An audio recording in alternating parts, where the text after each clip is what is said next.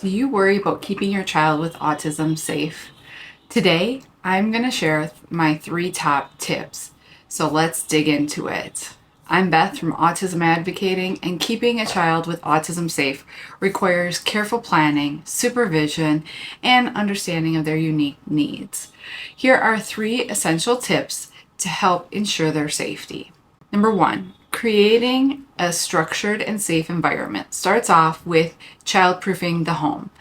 This may seem obvious, but identifying potential hazards in your home, which happens at an early age, of course, when your child's an infant, but this is going to be something that's going to continue on after they're a toddler. You're going to use those same childproofing methods that you used with an infant and a toddler as the child grows. We currently have childproof door locks on our doors and multiple other safety features in place in our house just to keep our child safe. Make sure you're securing your furniture. I've heard of a lot of kids who are climbers. My son is not, but there are a lot of children that are climbers. So that requires securing your furniture to walls so that it doesn't tip over if they try to climb a bookshelf, for example, or a TV stand. Using safety gates or baby gates is often a requirement. Covering electrical outlets may be required if you don't have the new ones that are automatically built in. I looked over at my outlet like you're going to see that. And locking cabinets with dangerous items, especially like chemicals or different things like that. We even have it on our pantry just so that we don't end up with flour and sugar everywhere or different things like that.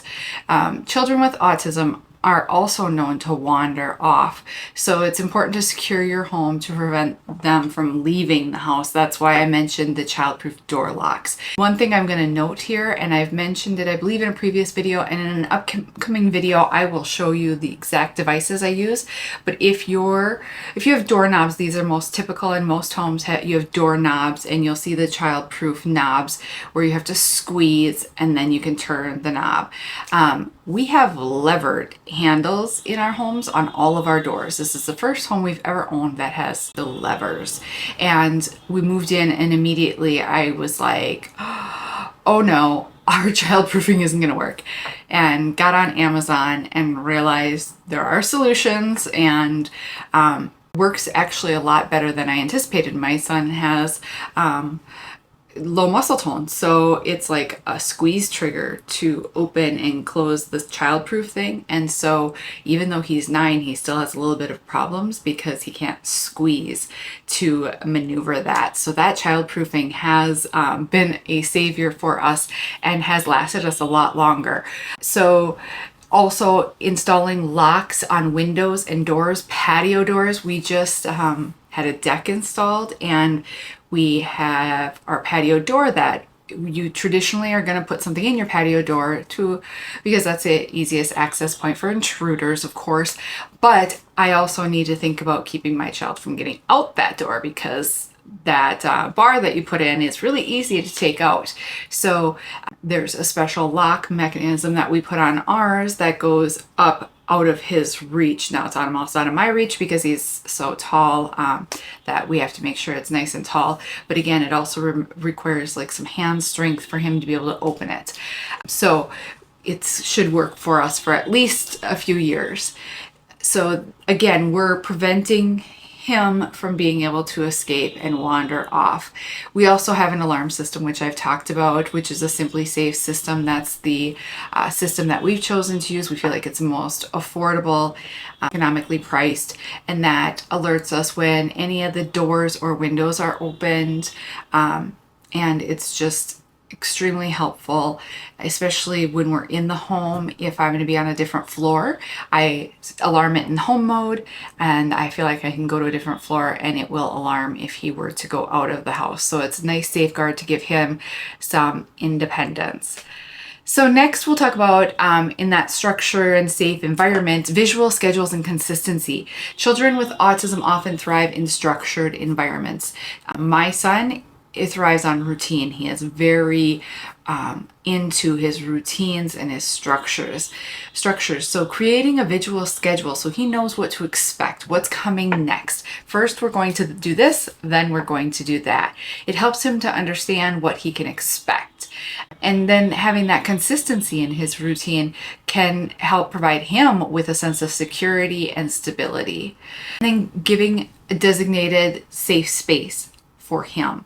We set up safe spaces around our house where our son can retreat and feel comfortable, where he can take what we call a break. So we'll be like, oh, your body looks like it needs a break. You can take a break in your love sack. You can take a break on the couch. You can take a break, and we give him options of safe spaces that he is comfortable in. They're typically quiet, removed from everyone. We especially do this if we're going to have company. We make sure we have a quiet, safe space just for him. Just some place that helps him regulate his body. So our second tip is going to be communication and social skills training, teaching safety rules. So we want to make sure safety rules are clear and straightforward. A lot of role playing and repetition are used to reinforce these concepts. So we always have the rule of we hold hands in parking lots. This is like a non-negotiable. If you don't hold my hand, we're going back to the car. And this has been like this since my child was a toddler and out of a stroller. If he was not in a stroller, he was holding a hand walking. And I just made it not negotiable since the start. And I used that terminology, and he's caught on to that. He knows what non-negotiable means, and he knows that he's going to hold his hand in a parking lot. Now that we have a service dog, he knows that he's either holding my hand or he's holding on to his service dog's handle, and he's connected to the service dog. But we want to teach from very early on that these are the safety rules in certain locations, and this is how it's going to work. Around water, my son knows he has to wear a life jacket.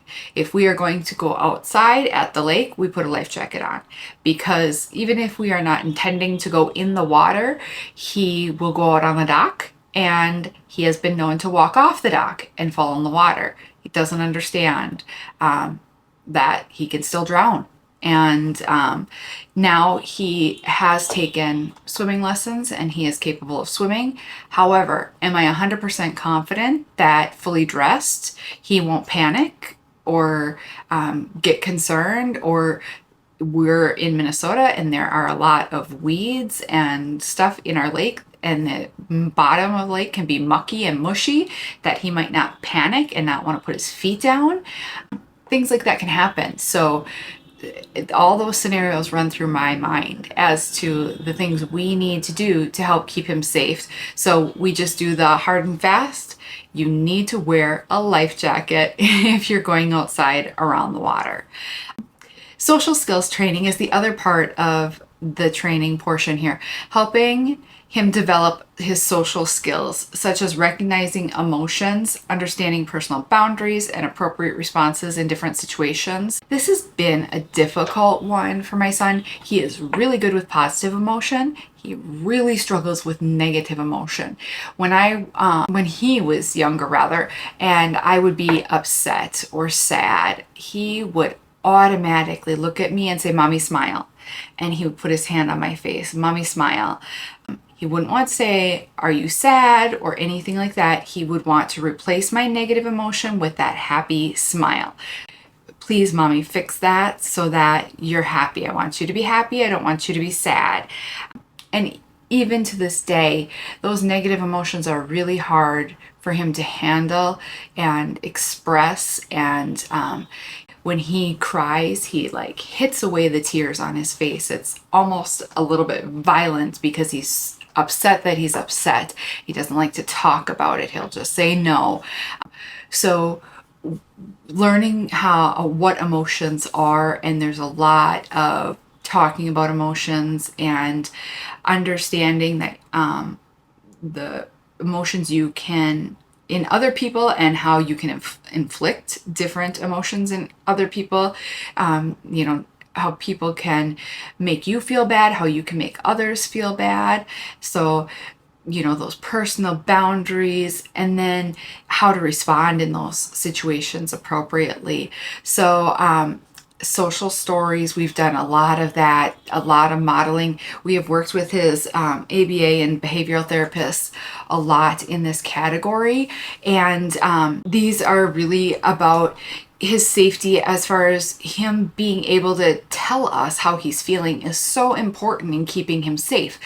If he can't tell us how he's feeling, then his emotional safety is at risk, I guess is the best way to put that. So that is why that is so important. And number 3, enhanced supervision and monitoring. So close supervision in public places.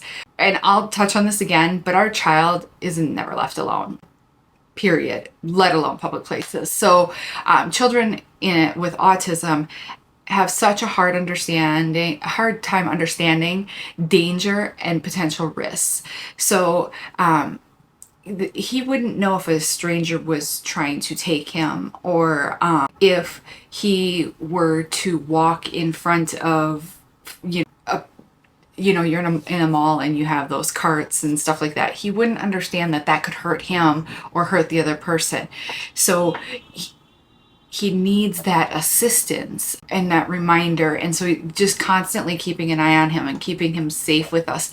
Again, this is where the service dog has been just such a blessing to our family, because I keep the service dog right next to me, and the service dog has my son tethered to him, and the handle only allows probably about 2 feet, from the center of the dog's back to where my son is holding on.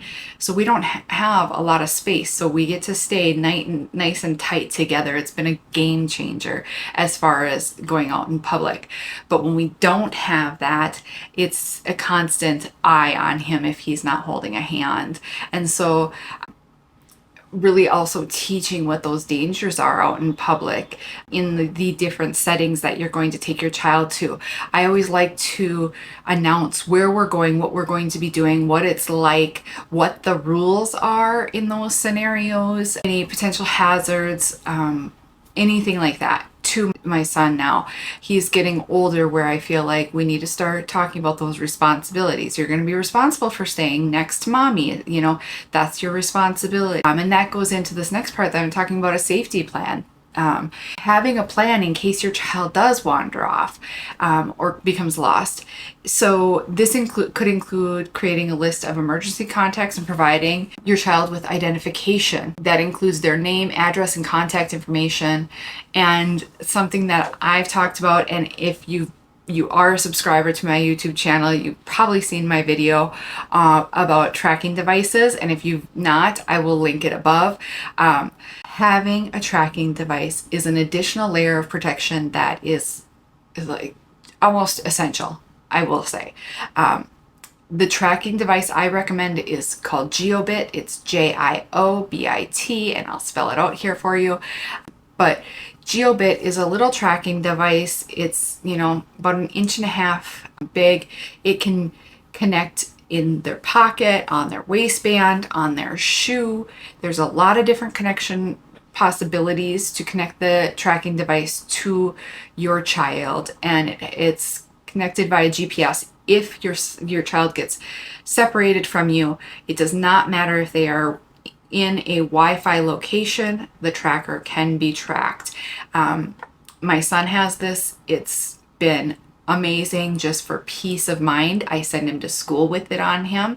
He's in a very safe environment, but it's just that added layer of security, especially the school that he goes to previously did not have a fence around their playground, and did have a couple roads around it that weren't super busy, but enough that they made me a little bit nervous. And so it was just nice to know that if he were to wander off outside of the area, I had a tracking device on him. So same thing when you're going out into public places, just to throw a tracking device on your child, to know that if they were able to wander off and become separated from you, you can open up your phone, open up the app, and see where they are and locate them.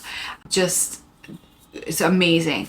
But also, part of my son's therapy, he has learned his address and his phone number, which is my cell phone number. So he would be able to provide that to someone if he was asked. But that's something that could be placed on your child if you're going in public. If you can't provide a tracking device, you could put it in your child's pocket, especially like a back pocket that they're probably not going to access. Or my child never puts his hands in his pockets. You could put that in his pocket. He'd never know the difference. Or in a shoe, different places like that you could put your information should they become lost, and hopefully someone would look in the appropriate place. Next up is teaching water safety, which I did discuss already. Many children with autism are drawn to water. I will go into water statistics in another safety video, but the drownings is a number one leading cause of death in children with autism. So teaching your children about water safety is vital. Enrolling them in swimming lessons. I know if your child is like mine, a typical swimming class does not work. I tried just getting an assessment in just a typical swim location, if you will, all the little pools, and they have multiple classes going on at the same time. We didn't make it 2 minutes in that environment. So we were able to find adaptive swimming lessons, and sometimes there can be quite a wait list, but it's worth it. And once you get in, stay in for the duration. I know we've been in swimming now, I think like 3-4 years. My son's been doing swimming lessons and has been doing wonderful. But that is just essential, especially, like I said, we live in Minnesota, a land of 10,000 lakes. There's water everywhere for us. So I highly recommend that, again, especially since children with autism are so drawn to water. So those are my top 3 tips. I'm going to just run through them quickly again. Create a structured and safe environment, communication and social skills training, and number 3, enhance supervision and monitoring. So just remember, every child with autism is unique. So what works for me and my family are not necessarily going to work for you and yours. Seek support from professionals such as pediatricians, licensed therapists, autism specialists who can provide personalized service for your child and help them keep them safe. And if you have any questions, please leave them in the comments below. I'd love to hear from you. Do you have any other safety tips? What is one of your top safety tips that you would recommend to your best friend if they had a child with autism? I'd love to hear it. I always learn from other parents and other therapists. Just, that's where I feel like you get the most benefit, is connecting with other families. So thank you so much for joining me today. If you don't subscribe, please consider hitting that subscribe button. And if you like this video, give it a thumbs up. And I will see you back here soon. Thank you and have a great day.